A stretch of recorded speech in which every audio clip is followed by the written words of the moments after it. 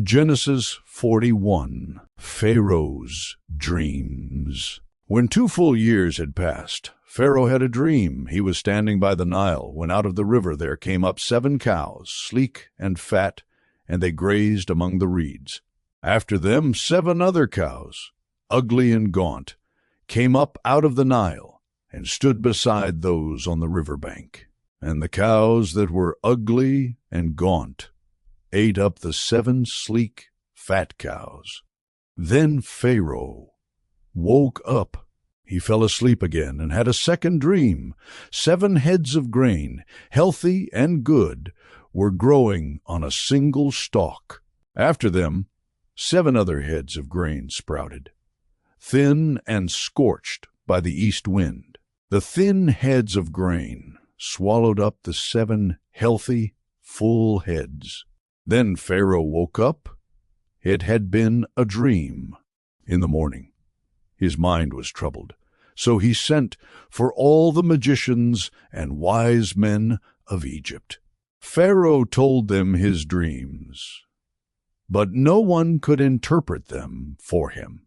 Then the chief cupbearer said to Pharaoh, "Today I am reminded of my shortcomings. Pharaoh was once angry with his servants, and he imprisoned me and the chief baker in the house of the captain of the guard. Each of us had a dream the same night, and each dream had a meaning of its own. Now, young Hebrew was there with us, a servant of the captain of the guard. We told him our dreams, and he interpreted them for us, giving each man the interpretation of his dream. And things turned out exactly as he interpreted them to us. I was restored to my position, and the other man was impaled. So Pharaoh sent for Joseph, and he was quickly brought from the dungeon. When he had shaved and changed his clothes, he came before Pharaoh.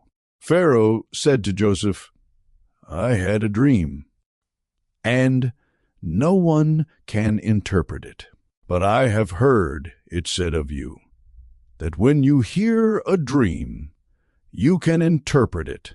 I cannot do it," Joseph replied to Pharaoh. "But God will give Pharaoh the answer he desires." Then Pharaoh said to Joseph, "In my dream I was standing on the bank of the Nile, when out of the river there came up 7 cows, fat and sleek, and they grazed among the reeds. After them 7 other cows came up, scrawny and very ugly and lean. I had never seen such ugly cows in all the land of Egypt. The lean, ugly cows ate up the 7 fat cows that came up first. But even after they ate them, no one could tell that they had done so. They looked just as ugly as before. Then I woke up.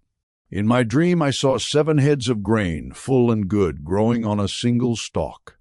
After them 7 other heads sprouted, withered and thin and scorched by the east wind. The thin heads of grain swallowed up the 7 good heads. I told this to the magicians, but none of them could explain it to me." Then Joseph said to Pharaoh, "The dreams of Pharaoh are one and the same. God has revealed to Pharaoh what he is about to do. The 7 good cows are 7 years, and the 7 good heads of grain are 7 years. It is one and the same dream. The 7 lean, ugly cows that came up afterward are 7 years, and so are the 7 worthless heads of grain scorched by the east wind. They are 7 years of famine. It is just as I said to Pharaoh. God has shown Pharaoh what he is about to do. 7 years of great abundance are coming throughout the land of Egypt, but 7 years of famine will follow them. Then all the abundance in Egypt will be forgotten, and famine will ravage the land. The abundance in the land will not be remembered, because the famine that follows it will be so severe. The reason the dream was given to Pharaoh in 2 forms is that the matter has been firmly decided by God, and God will do it soon. And now let Pharaoh look for a discerning and wise man, and put him in charge of the land of Egypt. Let Pharaoh appoint commissioners over the land to take a fifth of the harvest of Egypt during the 7 years of abundance. They should collect all the food of these good years that are coming and store up the grain under the authority of Pharaoh to be kept in the cities for food. This food should be held in reserve for the country to be used during the 7 years famine that will come upon Egypt, so that the country may not be ruined by the famine. The plan seemed good to Pharaoh and to all his officials. So Pharaoh asked them, "Can we find anyone like this man, one in whom is the Spirit of God?" Then Pharaoh said to Joseph, "Since God has made all this known to you, there is no one so discerning and wise as you. You shall be in charge of my palace, and all my people are to submit to your orders. Only with respect to the throne will I be greater than you." Joseph in charge of Egypt. So Pharaoh said to Joseph, "I hereby put you in charge of the whole land of Egypt." Then Pharaoh took his signet ring from his finger and put it on Joseph's finger. He dressed him in robes of fine linen and put a gold chain around his neck. He had him ride in a chariot as his second in command, and people shouted before him, "Make way!" Thus he put him in charge of the whole land of Egypt. Then Pharaoh said to Joseph, "I am Pharaoh, but without your word, no one will lift hand or foot in all Egypt."